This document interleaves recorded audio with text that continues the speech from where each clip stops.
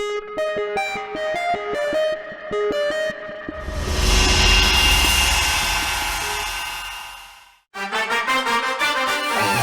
two, three, four, five, six, seven.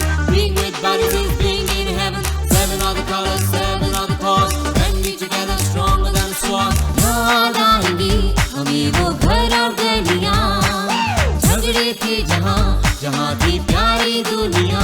भूलेंगे न हम तुमको यारो, रूठेंगे न हम तुमसे यारो। याद आएंगी हमें वो घर और गलियां, झगड़े थे जहाँ जहाँ थी प्यारी दुनिया।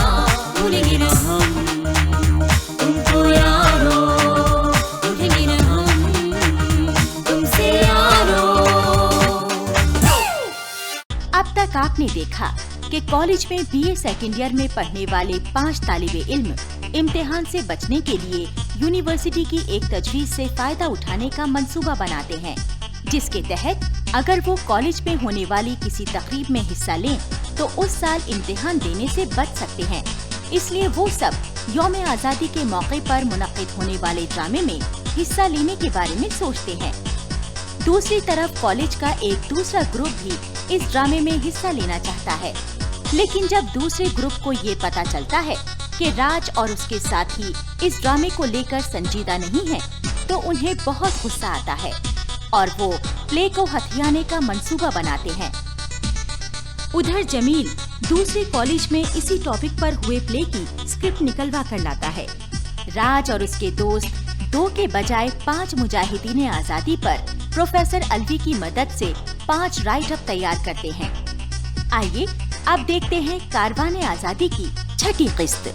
मैम, वो जबरदस्त लड़ाकू भी थी और उन्होंने अपनी टुकड़ी के साथ कई बार अंग्रेजों के छक्के छुड़ाए। वो भेस बदलने में भी माहिर थी। एक बार तो तात्या टोपे का भेस बनाकर लड़ाई के मैदान में लड़ती रही और इस तरह तात्या टोपे की जान बचाई। तात्या टोपे की जान बचाई? हाँ, बोलती रहो, मुझे कुछ याद आ रहा है। और जानती है मैम, उनका खास काम ये था कि दिन में वो अंग्रेजों से लड़ाई के मैदान में जंग करती और रात में रक्कासा के भेस में अंग्रेजों की छावनी में जाकर नाचती गाती थी और घूम घूम कर उनकी फौजी पोजीशन का जायजा लेती थी और वहाँ हिंदुस्तानी फौजियों को बगावत के लिए भड़काती थी। ओह, तुम हुसैनी बेगम की बात कर रही हो? जी मैम। बाद में जब उनका भेद खुला तो उन्हें गिरफ्तार कर लिया गया और फांसी दे दी गई। जी मैम, 9 में 1857 को उन्हें फांसी दे दी गई थी। हाँ भाई, औरतों के लिए तो वे बहुत बड़ी मिसाल थी बहादुरी की, वतन परस्ती की। बड़ी बहादुर और समझदार भी थी वो। सच, ये लिखते लिखते ही याद हो गई थी। स्टेज भी फिल्मी स्क्रीन से कम नहीं। और डेट्स याद करने की तो मास्टरी है इस कैंसेरियन की। क्या हो गया भाई, किस बात पर हंस रहे हो? मैम, ये हिना की डेट्स याद रखने की सलाहियत की तारीफ कर रहे थे। सच, बहुत अच्छा रिसर्च वर्क है हिना का। I am impressed. Good, very good, बहुत अच्छा कैरेक्टर लिया तुमने। गुड। मैं जरा हिना का राइटअप पढ़ लूं। मारिया, फिर तुमसे पूछती हूँ।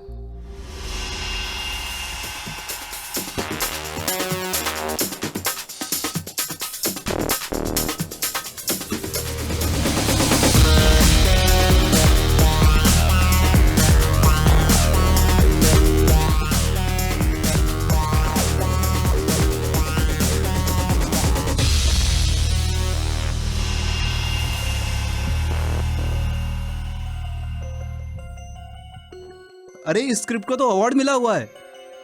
फिर तो इसे ही सेलेक्ट किया जाना चाहिए।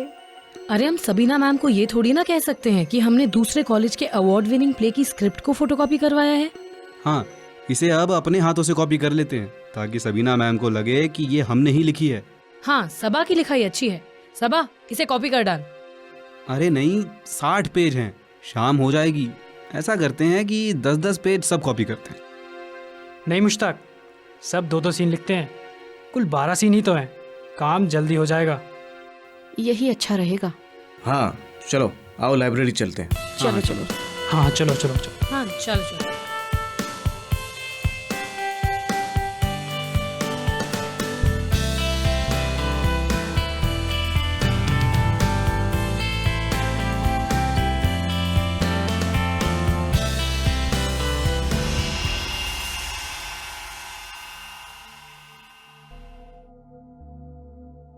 हाँ मारिया, अब तुम बताओ, तुमने रिसर्च वर्क किस हस्ती पर किया? बाई अमन पर मैम। अच्छा, बाई अमन। उन्हें बी अमन भी कहा जाता था। मोहम्मद अली और शौकत अली की माँ थी वे? जी मैम। उन्होंने लाहौर की अपनी मशहूर तकरीर में हिंदुस्तानियों को 2 बड़ी गलतियों का कसूरवार ठहराया था। क्या उस तकरीर का भी हवाला दिया है तुमने अपने राइटअप में? उन्होंने कहा था कि पिछले 150 सालों में हिंदुस्तानियों ने 2 बड़ी गलतियां की हैं। पहली तो ये कि अंग्रेज़ों को अपने मुल्क में पैर जमाने दिया, और दूसरी 1857 में आधे लोगों द्वारा अंग्रेज़ों का साथ देकर बगावत को नाकामयाब बनाना। Good, very good. मारिया, तुम वैसे भी आउटस्टैंडिंग स्टूडेंट हो, याददाश्त बहुत अच्छी है तुम्हारी। जी मैम। तुमने क्या उनके मशहूर रिमार्क का भी हवाला दिया है जिसमें उन्होंने शहरी हिंदू मुसलमानों को कसूरवार ठहराया था? जी मैम, उन्होंने बार बार दोहराया, छोटी जातियों के गरीब लोगों में कभी एकता नहीं टूटी। सिर्फ शहरी हिंदू और मुस्लिम ही अपने अपने अहम में सियासी लोगों के हाथों की कठपुतली बने और अलगाववादी नारे लगाते रहे। Very good Maria. और राज, तुम्हारा मौजू क्या है?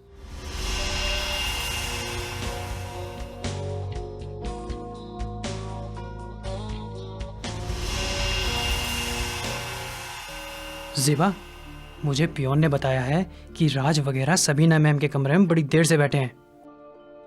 इसका मतलब है वो कुछ ठीक ठाक काम करके लाए हैं। हाँ, वरना तो सबीना मैम उन्हें 2 मिनट में बाहर भेज देती। हाँ, सबीना मैम तो बेकार काम बिल्कुल पसंद नहीं करती। अरे यार, ये तो तशवीशनाक मामला बनता जा रहा है। कोई बात नहीं, हम भी अपनी स्क्रिप्ट दिखाएंगे। हमारी अवार्ड विनिंग स्क्रिप्ट है, हमें क्या डरना।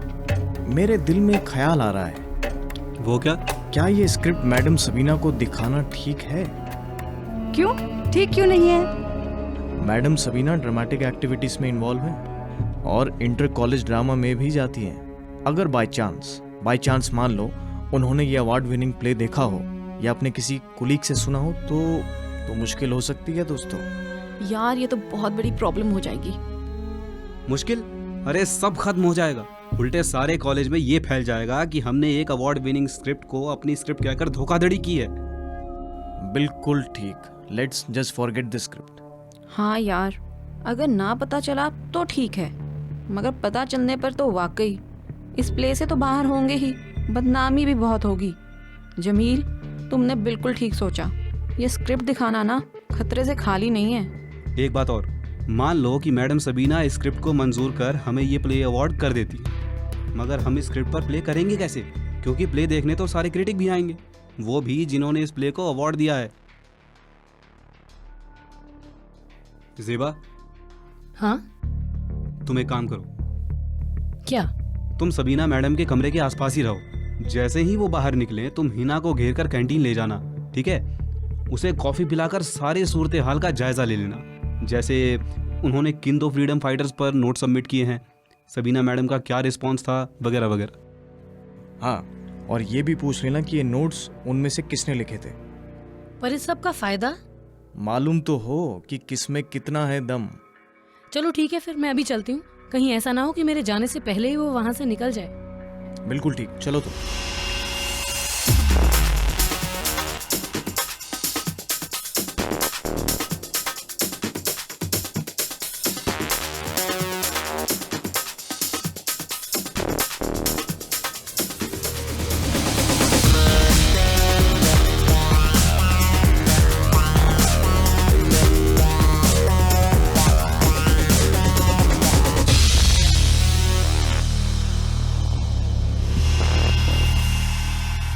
जमील, एक बात मेरी समझ में नहीं आती, ये राज, इरफान, हिना ने पिछले पूरे साल किसी प्ले में हिस्सा ना तो लिया और ना ही कोई प्ले करने की ख्वाहिश जाहिर की। हाँ, वो तो कभी किसी ऑडिटोरियम में प्ले भी नहीं देखने आए। ये तो है, जरूर इसके पीछे कोई खास वजह है, हमें मालूम करना चाहिए। Everything is finished, everything is over man, सब खत्म हो गया। ज़ेबा बता तो हुआ क्या है? उनके रिसर्च वर्क की मैडम सबीना ने बहुत तारीफ की है। मुझे तो लगता है वो बहुत मुतमईन थी कि ये प्ले उन्हें ही अवार्ड किया जाएगा।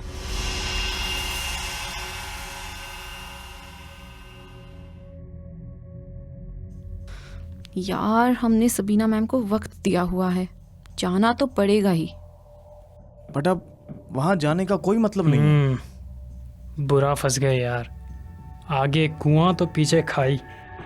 जमील चल मेरे साथ। कहाँ? कॉलेज यूनियन के प्रेसिडेंट के पास, अब उसी के जरिए काम करवाएंगे। हाँ, अब काम नहीं आएगा तो कब काम आएगा? ठीक कहते हो जमील, अरे जान लगा दी थी हमने उसे जितवाने में। हाँ भाई, सारी पॉलिटिकल पार्टीज उन्हीं का काम करती हैं जिन्होंने उन्हें सपोर्ट दिया हो या फिर चंदा दिया हो। अरे यही तो आज की सियासत है, you scratch my back, I scratch your back. मतलब तुम मेरी पीठ खुजलाओ, मैं तुम्हारी पीठ खुजलाऊंगा।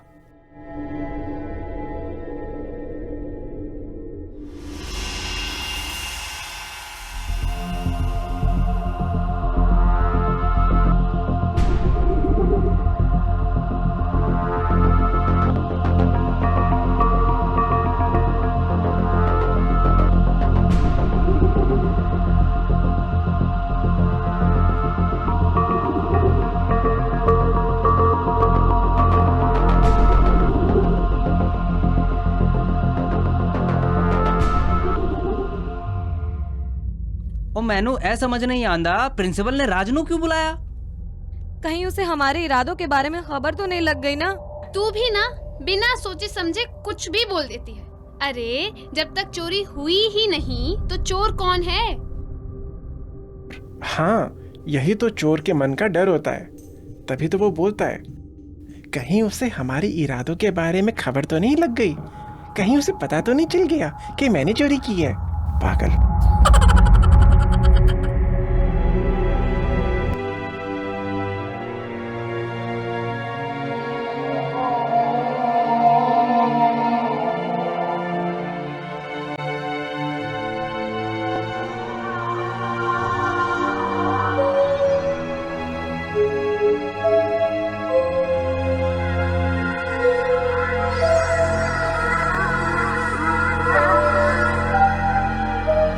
क्या हुआ? प्ले हम ही करने वाले हैं ना? फैसला ये हुआ है कि ओपन कंपटीशन होगा। Open competition? Open competition? ये क्या बात हुई? हुआ ये कि हम कॉलेज प्रेसिडेंट को लेकर प्रिंसिपल के पास गए और जैसा होता है प्रेसिडेंट ने बात ही सियासती तरीके से की। शायद हम उसे ठीक ढंग से ब्रीफ भी नहीं कर पाए। तो फिर क्या हुआ? प्रेसिडेंट ने जाते ही प्रिंसिपल से कहा कि सबीना मैडम फेवरेटिज्म कर रही हैं और किसी सिफारिश के कारण ऐसे स्टूडेंट को प्ले अवार्ड करने जा रही हैं जिन्हें आज़ादी के मुजाहिदों के बारे में कुछ मालूम ही नहीं। ऐसा क्यों कहा?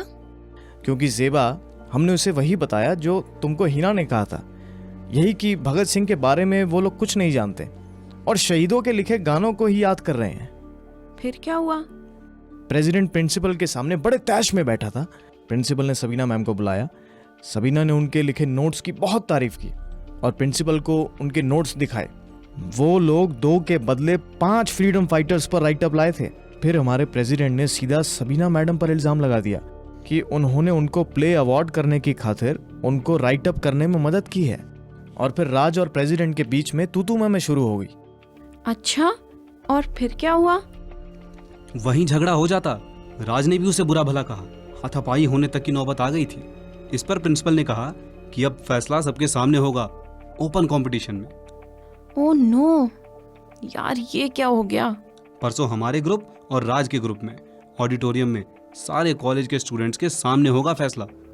ओह गॉड, मारे गए। तुमने इस पर कुछ नहीं कहा क्या?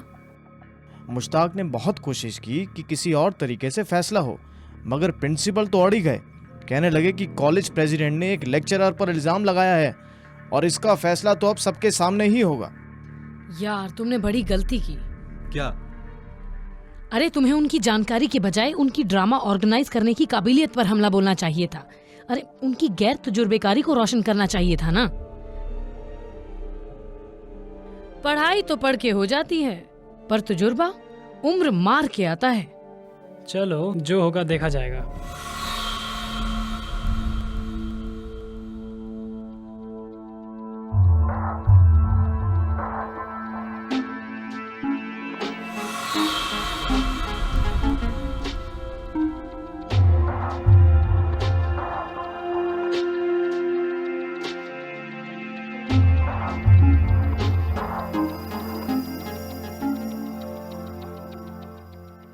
अब जो हो गया सो हो गया।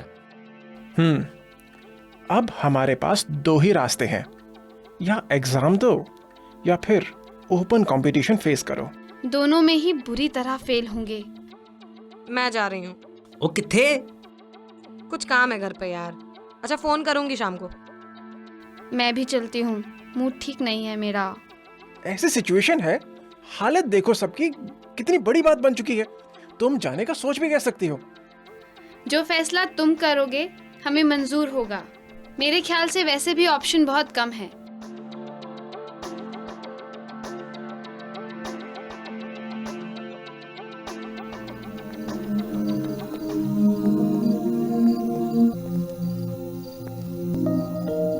कुछ समझ में नहीं आ रहा है। एक तरफ कुआं है तो दूसरी तरफ खाई। हाँ यार, अब 2 दिन में 100 साल का इतिहास तो याद किया नहीं जा सकता। और 10 दिन में एक पूरा सब्जेक्ट तैयार नहीं किया जा सकता। सनी तू तो चुप ही रह। कल तू उठकर चला गया था ना, बात मत कर तू मुझसे। यार वैसे आदमी को तिगड़मों से दूर ही रहना चाहिए।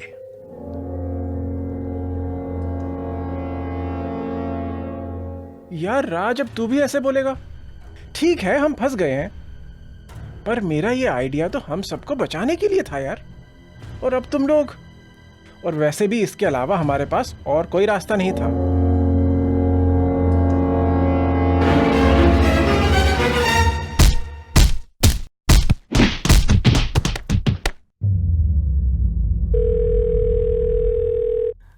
ए मुश्ताक, फोन किसका है? अपने प्रेसिडेंट का है। रुक 1 मिनट, लाउड स्पीकर पे करिए। ठीक है।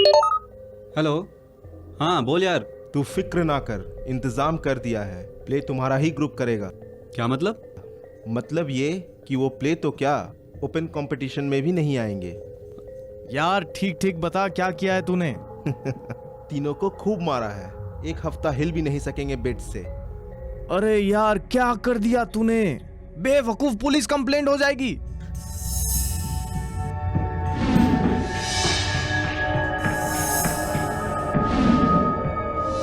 ऐसी ऐसी जगह मारा है कि पुलिस कंप्लेंट भी नहीं कर पाएंगे।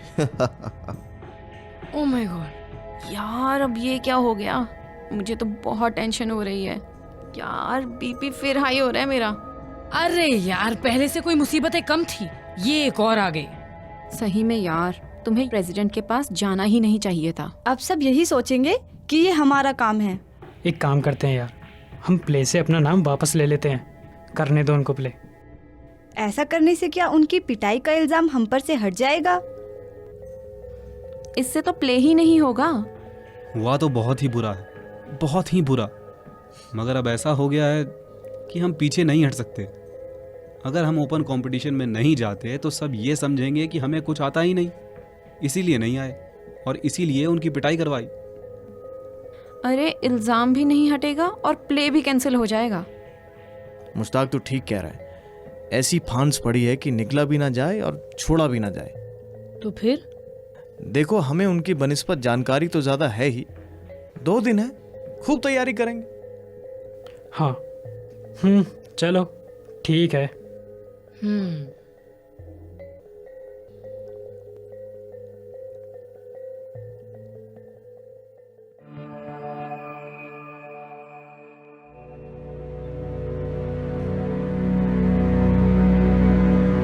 बहुत दर्द हो रहा है।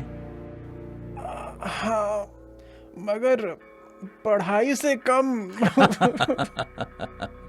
ये तो गुंडागर्दी है। ये जमील और मुश्ताक ने अच्छा नहीं किया। इरफान, अब क्या करें? एक नया आइडिया है मेरे पास। देखो, हमें चोटें तो लगी गई हैं, मेडिकल ग्राउंड्स पे हमें एग्जाम से एग्जाम्पशन मिल जाएगा। मगर हिना और मारिया? अरे हाँ, इनकी तो पिटाई हुई ही नहीं। हो जाती तो फूड पॉइजनिंग के बहाने से तो बच जाती। एक बात है, तुम तीनों की पिटाई हुई है, चोटें भी लगी हैं। अब तो सबको मालूम है, अब हम दोनों को फूड पॉइजनिंग हो सकती है। हमने इकट्ठे खाना जो खाया होगा। गाइस, आई थिंक हमें ये केस पुलिस में दर्ज करवाना चाहिए। नहीं नहीं, बिल्कुल नहीं। हम कोई केस पुलिस में दर्ज नहीं करवाएंगे। क्यों? सरफरोशी की तमन्ना अब हमारे दिल में है। देखना है जोर कितना बाजुए कातिल में है। क्या मतलब? हम ओपन कंपटीशन से भागेंगे नहीं। हम हर हाल में ये कंपटीशन में हिस्सा लेंगे और इसे जीतेंगे भी। ठीक है, तुम फिक्र मत करो। मैं और हिना रात दिन पढ़ेंगी, प्रोफेसर अलवी के घर भी जाएंगी और जो कुछ वो बताएंगे वो आकर तुम्हें सुनाएंगी। मैं 1-2 दिन तो प्रोफेसर अलवी के घर नहीं जा सकता, मगर बैठकर पढ़ तो सकता ही हूँ। तुम लोग फिक्र मत करो, मैं भी जान लगा दूंगा। ओ यार, तो फिर मैं और राज तो काफी ठीक है, दिन रात पढ़ सकते हैं। अगर हम सब में ये जज्बा है तो मैं तुम्हें गारंटी देता हूं, हम जरूर जीतेंगे।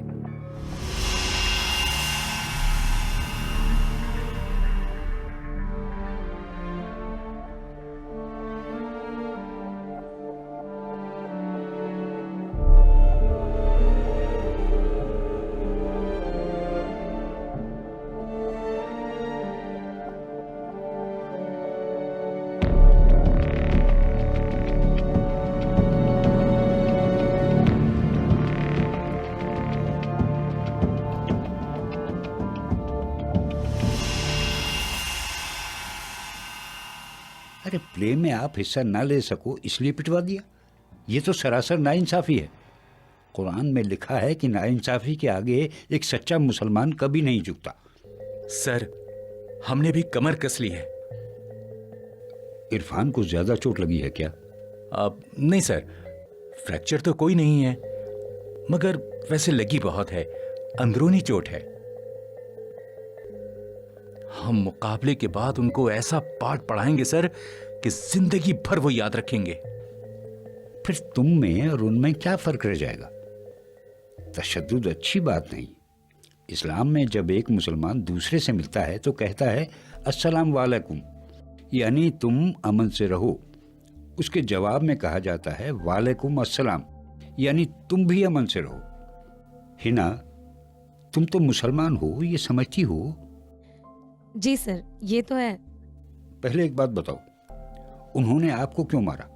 ओ सर, इसलिए ताकि हम प्ले ना कर सकें, ताकि हम मुकाबले में भी ना जा सकें, बस। और अगर तुम ये मुकाबला जीत जाते हो, सारे कॉलेज के सामने उन्हें हरा देते हो, तो क्या ये बेहतर बदला नहीं होगा? जी सर, ये तो है। जी बिल्कुल।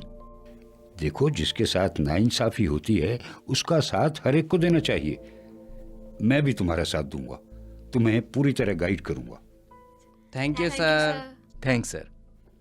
तो अगले 48 घंटों में से तुम 32 घंटे अपनी तैयारी के लिए तय कर दो। Yes sir. ठीक है सर। हर जंग एक स्ट्रेटेजी बनाकर लड़ी जाती है। अब सूरत हाल जैसा आपने बताया वो ये है कि आपके और दूसरे ग्रुप का मुकाबला है, यानी आप पांचों का उन 6 से। 10 सवाल आप उनसे पूछेंगे और 10 सवाल वो आपसे पूछेंगे। जो ज्यादा ठीक जवाब देगा वो जीतेगा। जी सर। तो इसका मतलब ये कि आप पांचों को सब कुछ पढ़ने की जरूरत नहीं है, बस आप में से एक को जवाब आना चाहिए। जी, मगर पहले पूरी बात सुन लो। मेरे कहने का मतलब है कि आप पांचों को मिलाकर सब कुछ आना चाहिए गैर मारूफ मुजाहिदीन आज़ादी पर। नहीं सर, ये मुकाबला तो जानकारी नापने का है। प्रिंसिपल साहब ने कहा था ये तो हम बाद में तय करेंगे कि कौन सा फ्रीडम फाइटर कम जाना है और कौन सा ज्यादा। अब मुकाबले में किसी भी फ्रीडम फाइटर के बारे में पूछा जा सकता है। हाँ, ये तो ठीक है भाई, हिंदुस्तान इतना बड़ा मुल्क है, जाहिर बात है कि अपनी स्टेट के फ्रीडम फाइटर्स के बारे में उस स्टेट वालों ने ज़्यादा सुना होगा, तो उनके तो वो जाने माने हुए ना, और दूसरी स्टेट के लिए कम जाने माने हुए। और सर जैसे हिनानु भगत सिंह के बारे में मालूम नहीं था। हाँ, यहाँ के कुछ लोगों को नहीं मालूम, मगर शायद लाहौर में रहने वालों को ज़्यादा मालूम हो, क्योंकि फांसी तो उन्हें वहीं दी गई थी ना। और एक चौक का नाम भी भगत सिंह चौक रखने की तजवीज़ है। चंगा जी। अब जैसे हिंदुस्तान में हुए गदर के बारे में सब जानते हैं, मगर NRI के गदर के बारे में बहुत कम हिंदुस्तानी जानते हैं। जी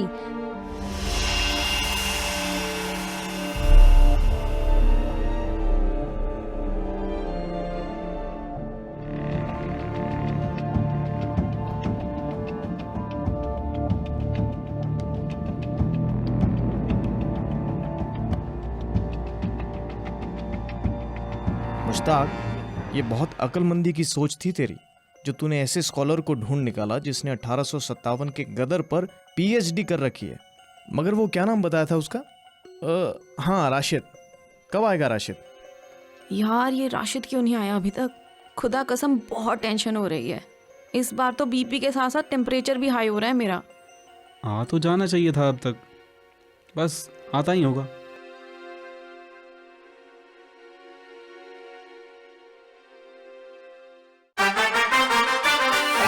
One, two, three, four, five, six, seven. Being with buddies is being in heaven. Seven are the colors, seven are the cause. When we together stronger than a swan. याद आएंगी हमें वो घर और गलियां, झगड़े थे जहाँ जहाँ थी प्यारी दुनिया, भूलेंगे न हम